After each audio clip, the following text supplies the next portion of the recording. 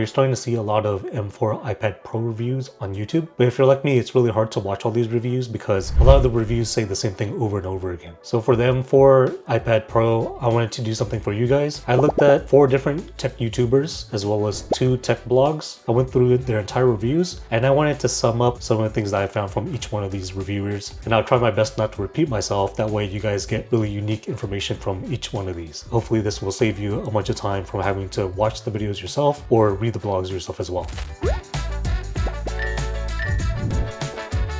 Hey guys, welcome back to the channel. It's a really exciting week in terms of technology because Google I/O just happened today and the newest M4 iPad Pros are set to be delivered starting tomorrow. Really exciting times. So the 4 tech YouTubers I chose are iPhondo, Dave2D, Justine, and Brian Tong. I think their styles are really different enough where I think we should get pretty unique opinions from each one of these YouTubers. In addition to that, I went over 2 tech blogs. So The Verge and Engadget are 2 really big ones, so I'll be talking about those as well. All right, the first thing I want to do is talk about what's in common with all the reviews that you're going to read on the internet. So in terms of the new M4 iPad Pros, everybody agrees that the new tandem OLED display is beautiful. Everybody is amazed at how Apple was able to make the new iPad Pro even thinner than the one before it. However, because of how thin it is, people are concerned about how durable it really is because of the new thinness.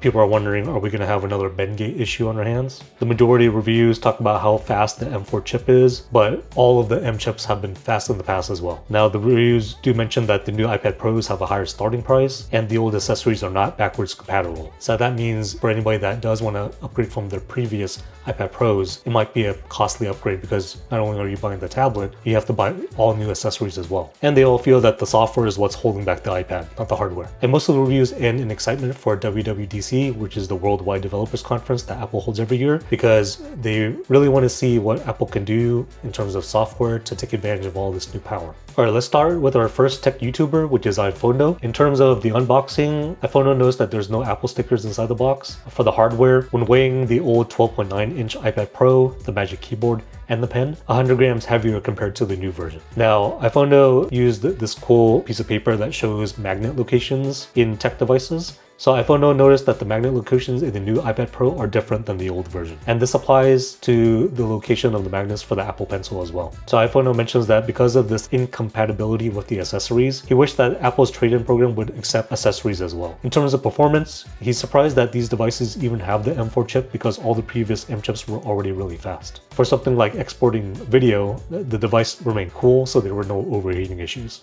In terms of the display, he says that the nano texture glass is gorgeous, and that he would pay extra to get it if he was in the market for the iPad Pro. In terms of the accessories, the new Magic Keyboard charging port actually charges faster than the older ones, and the backlight on the Magic Keyboard is much improved over the old one. And then finally, in closing, he really wants full desktop or laptop level applications on the iPad so that if he's traveling, it can really act as a true laptop replacement. Next up, we have Dave2D. So in terms of the unboxing, Dave2D noticed that only the 13-inch model comes with the black charging cable, and he finds it strange that only the 13-inch comes with that black charging cable. In terms of the display, both the 11-inch and the 13-inch models have the new super bright OLED panels, and this is significant because the previous 11-inch iPad Pro actually had an inferior display compared to the 12.9-inch version. He mentions that the new bright OLED displays show really well when using outdoors or when sitting next to a bright window. He believes that the older iPad Pro models still have excellent displays, and you really have to use both side by side to see the difference. He mentions that iPad Pro displays have been really good since 2018, so over 5 years now. However, he actually gives her a demo about response time and how much faster the new displays are with no ghosting issues.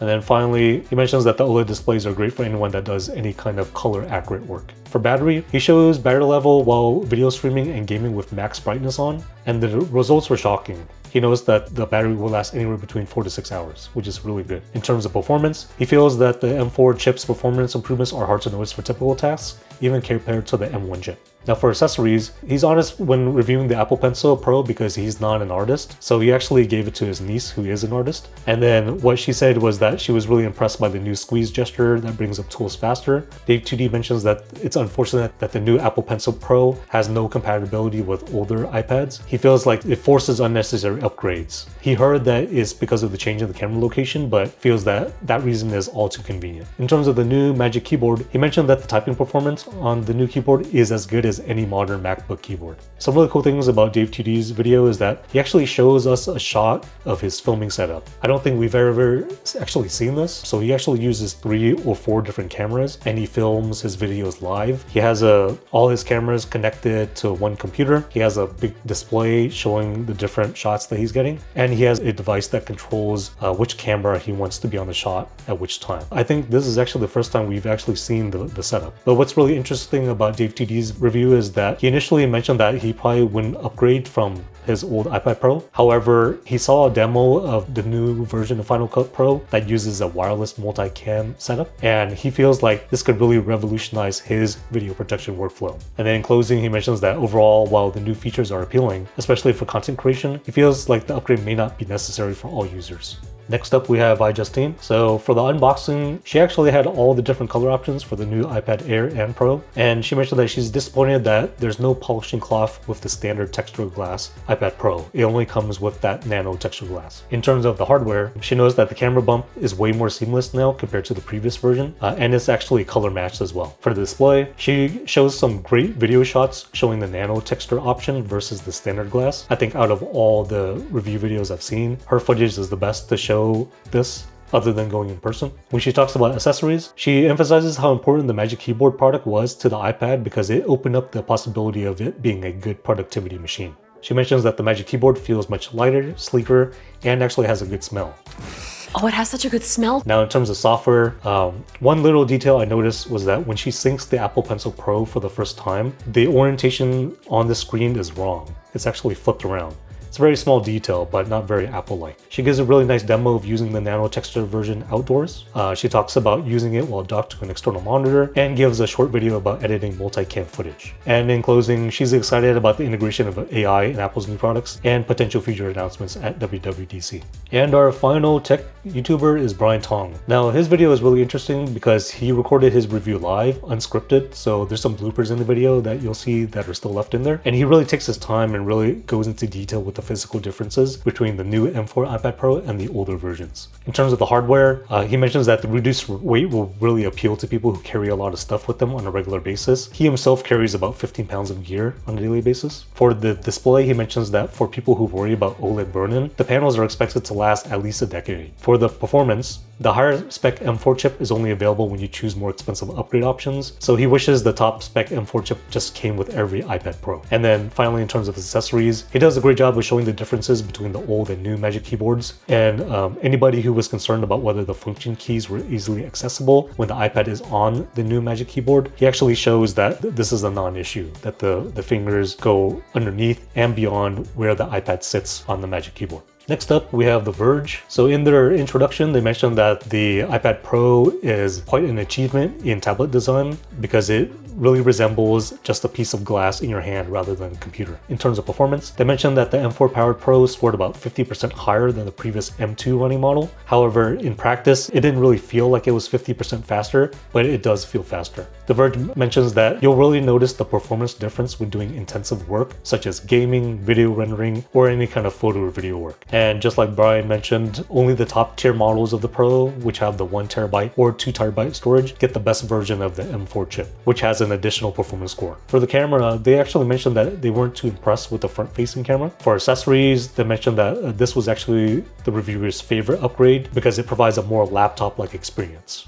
And the part that was really interesting to me was just their overall outlook in terms of the iPad product, the type of people that use an iPad, and also the future potential of this new iPad Pro. They mentioned that this new M4 iPad Pro is really positioned to be a future-proof device. It's probably going to be ready for the next decade of computing, especially with any kind of new AI advancements that come up. The Verge mentions that it's been 14 years since the iPad has been released, and they feel like this might be the final form of it. Like, how much better can it really get? They go and describe that there are two main iPad users. The first type wants a simple way to send emails, read news, do the crossword, look at photos, and browse the web, which the new M4 iPad Pro is overkill for. Now, the other type of user does all of those things, but also has an iPad specific feature or two that really matter to them. For example, musicians love it for turning sheet music, students for handwriting notes, filmmakers for quickly reviewing footage, and designers for showing interactive renders to client. And then finally, The Verge mentions that the iPad Pro is overkill for users with basic needs, and its advanced features are more suited to professionals and creatives with specific needs. And despite the hardware advancements, the true potential of the iPad Pro depends on future software improvements, particularly in AI.